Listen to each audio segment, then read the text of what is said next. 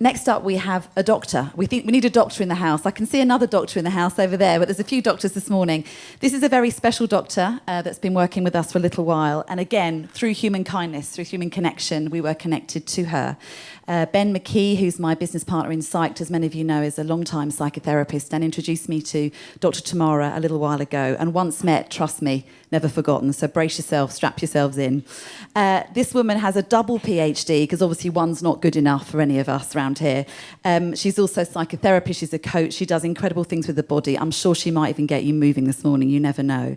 But again, she's in clinical rooms, she's in psychotherapeutic rooms. She was actually in a Brazil room yesterday. She flew in this morning from Brazil. So she too, I think, has had more than a couple of coffees, I think, in chiming with Julia as well. She believes the future of work is obviously about understanding, connecting the whole self, which again at Psyched and Lighthouse we do as well, the physical, the spiritual, the emotional. All of that needs to be connected together. And she's written many books. One of her books is with us today as well, which I'm sure we'll talk about. But she's going to talk about being brainwise. What's brainwise, I hear you ask? You're about to find out. Dr. Tamara Russell.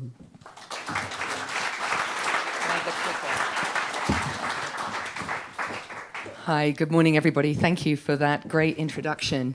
Just loved the way that Julia was presenting some of this work. And you can see here that I got a picture of a brain with a pause button on it. I'll hold that up for you. And actually, this is also based on Matthew Lieberman's work, telling us that we have this really important part of our brain, the right ventrolateral prefrontal cortex, which is our self-control.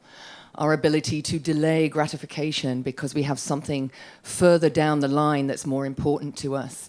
And I believe that that's fundamental to what businesses and boards are being asked to do now, is to delay some of that gratification of the immediate return because we've got a bigger view in mind. And, you know, we're very much connected to the natural world at the moment, and just offering this really as an image that for me conveys this invitation to both begin to think a little bit more clearly about the roots that we're putting down into the ground now for the future of work, and really to look to nature for inspiration, because it's clear that when we're using just our own human brain that we can very quickly get into trouble. And I'll be talking a little bit about why some of that happens. But from a neuroscience point of view, just even looking at a picture of nature does something to restore our frazzled attentional systems. And this is something that I'm very much talking about within organizations. Attention is our most valuable commodity that we're just not using wisely at the moment. So maybe thinking about that. What are the roots that I want to set down for the next 20, 50 years of work?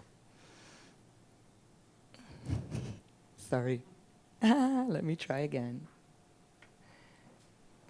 I'm pausing. Can I get someone to help me, please, here, just to get my slides back on track? That would be great if someone can help. I think I've just turned it off.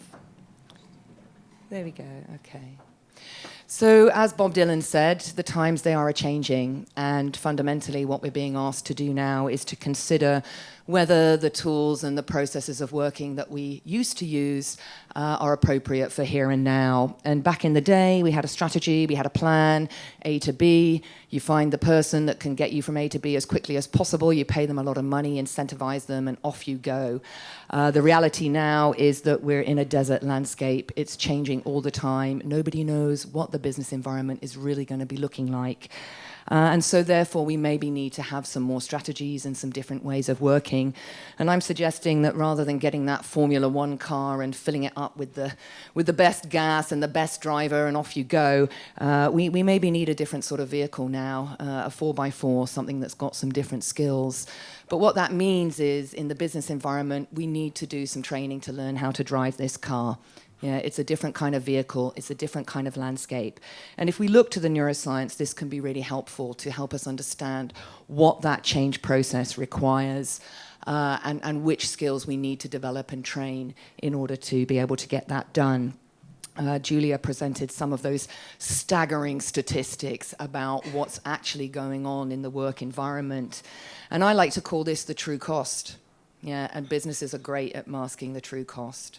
Yeah, when you're focused on the figures, you mask the true human cost of some of the ways that we've developed in our working in our working processes. And, for me, the big ones are musculoskeletal problems, the epidemic of musculoskeletal problems, which is due to get worse because we're all sitting like this constantly. So if you've got kids, I really recommend a career as a physiotherapist, chiropractic, guaranteed work for your offspring if you can push them into these careers. And then, of course, the mental health kind of crisis and epidemic. And for me, a sadness and some of what I call a little bit of the red dragon comes to me in my body and in my mind and in my heart when I begin to think about what we've done as a human species in terms of creating systems that really are not working for our young people. And I've just come back from Brazil, where I've been presenting this Dragons framework.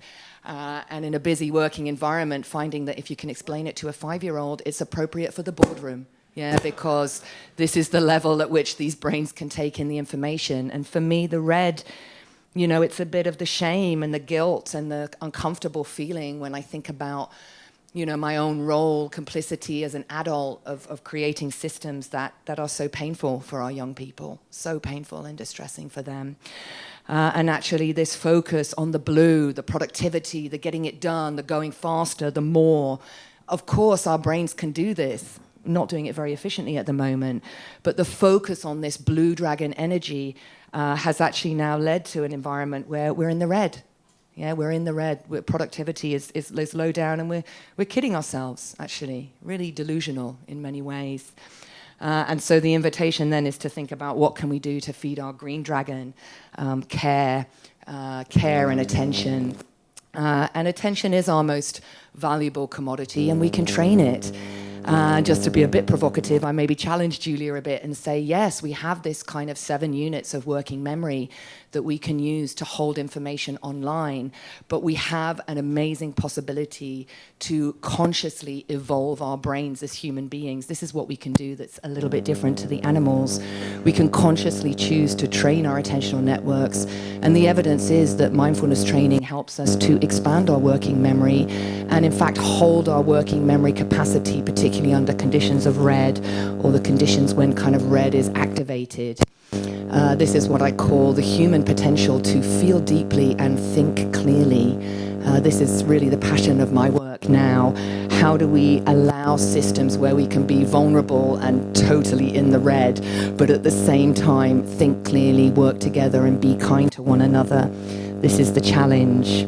So, about the attention economy perhaps, but what I was presenting in Brazil was really about who gets your best attention, and particularly what is the attention that we're giving to the things that really matter, which is our families, our loved ones, the people that are close to us.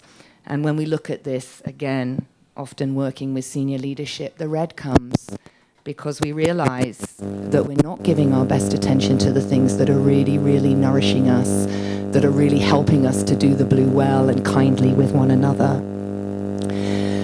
The language of purpose is important, but I like to use the language of intention because then we can really go directly to the brain and understand what happens when we set an intention.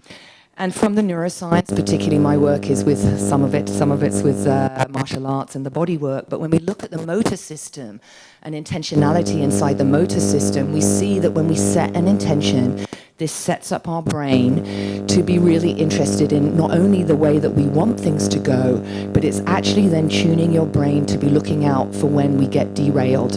Yeah, how we can be more quickly alert to what not to do by setting up intention or purpose.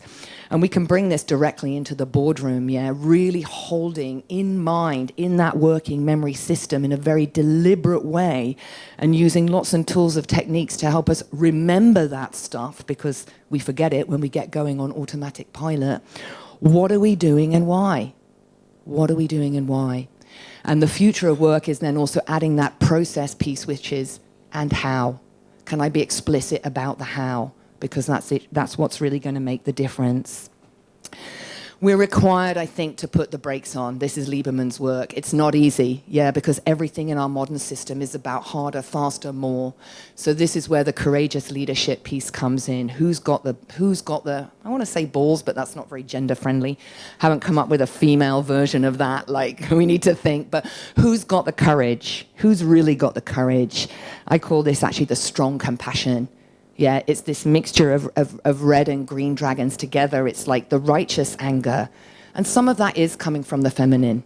It's coming from the feminine of women saying, listen, no, it's not okay. This way is not okay. It worked for a little while and it got a lot done, but actually it's not okay. And our kids are suffering and our planet is suffering. And who is going to do something different? In order to do that, we need to put the brakes on. We need to activate our frontal lobe, get that right ventrolateral prefrontal cortex working out. And we need to take a different look. Yeah, a different look. We need to pull back. So again, this is the attention system of the brain. It's learning to use and modify your attentional lens in various ways. And one way is to pull back, to have a broader view that includes intentionality, compassion, and care, not just the kind of what are we doing and how can we get it done as quickly as possible and effectively as possible, but also how are we doing it and how are we including information about what we're going to deal with when we come to the red, maybe to some of the pain and shame of looking at the realities of the supply chains of our organizations perhaps, and where things actually come from, and what's the true cost of this business that we're running. And when we're in the red, it's very hard to operate this attentional lens in skillful ways, and particularly to come back out and to have a broader view. And that's why we need training, and we need to have some form of training. Of course, my passion is mindfulness training because it really does a lot of this work for you. Training intention, attention, compassion, care, as well as just really increasing our working memory capacity and our ability to think clearly in times of feeling deeply. And we're invited to go into some different data. So I call the body work, this is the big data, people. This is big data. It's big data that we're not even paying attention to. The data of our body, our gut, our heart, the second brain in the gut, the actual real brain in the heart, as people are coming to discover this thing is way more powerful and reliable than this thing. Yeah, mind is tricky for sure. But we need help. Our society is very much driven by this blue left hemispheric kind of ways of working. Ian McGilchrist's RSA animation on the divided brain is a really great resource that you can check out. But in the mindfulness work, we're very much interested in saying, well, can we work in a way that allows us to use left and right brain? Wow, wouldn't that be fantastic? We can be a fully functioning human with left and right brain, and the potential there is untapped in my professional opinion. So getting into the body, feeling the emotions, taking care of ourselves is really one of the tasks of the right brain, and how can we open that up and use left and right brain together. So the dragon's language really is just a simplified way of helping us to understand that when the soup of the brain is in red, when the soup of the brain, the hormones of the brain are adrenaline and cortisol, we don't really think clearly. The frontal lobe basically switches off unless you've done something like mindfulness training where you've got a little bit more muscle in the frontal lobe to help you inhibit, to help you focus, to help you modulate the attentional lens. And you know, we can deal with that when it's just like a little bit of time, you know, short-term adrenaline, cortisol release in the brain, fantastic. You know, I'm using it now to help me with performance and sharpness and acuity and monitor what I'm saying, hopefully speaking clearly. But when it's chronic, it leads to major physical and mental health difficulties, including cardiac problems, which is going to be World Health #1. Biggest burden of disease in the coming years, followed by depression, both of those preventable disease. So, you know, as a healthcare professional, slight shame there around why all this work and the billions of dollars that we spend on research is not tackling this. And so we want to bring our blue dragon to play, but first we need to feed the green. and getting your greens and putting those greens in your diaries is one of the things that I talk about with senior leadership, as is organizing your meetings processes, because you can do those in Brainwise ways as well. And this is actually a slide from some working with people with cardiac issues. And one of the people in the group really made this piece of creative artwork, which was first green, then blue. Yeah, first take care, then do the doing. And if we do that, then actually the green can hold the reds. Yeah, we can hold the reds, we can hold the challenges and the difficulties and the kind of pain and the shame and the guilt, all of that kind of juicy emotional stuff that often keeps us stuck. We can hold that when we create this bed of green. And often people say, well, how can I get this green tomorrow? As a neuroscientist, what is it that I can do? And coming from Brazil, I can tell you one of the things that works great there, where there's a lot of red, a lot of red going on in Brazil, it's giving people hugs. Yeah, a 10-second hug will release oxytocin in your brain. Yeah. Now, I haven't quite got anybody in a boardroom here in the UK to do that, but that is my mission. How can we increase trust in the boardroom? How can we increase psychological safety? Well, just give one another a hug that lasts for more than 10 seconds. This is what the neuroscience tells you. So just, interested in finding other ways around that, but there are other ways around that, and psychological safety really is our route to deep collaboration, to increasing cognitive diversity, to bringing everybody along in a way that helps them to feel comfortable. And particularly if we really want to be interested in cognitive diversity and what people with neurally diverse brains can bring to the boardrooms and the organizations, particularly around this AI question, we need to think about how we can be kind. As Bruce says, knowing is not enough, we must apply. And it starts with the senior leadership. It really does. If we look to the developmental psychology models, it's the modeling of the parent that tunes the salience network, which allows us to understand better how we're going to be in times of challenge. And I'm going to leave it there with my mentor and inspiration, I guess, Bruce Lee. Knowing is not enough, we must apply. Willing is not enough, we must do. And I'll leave it there. Thank you very much.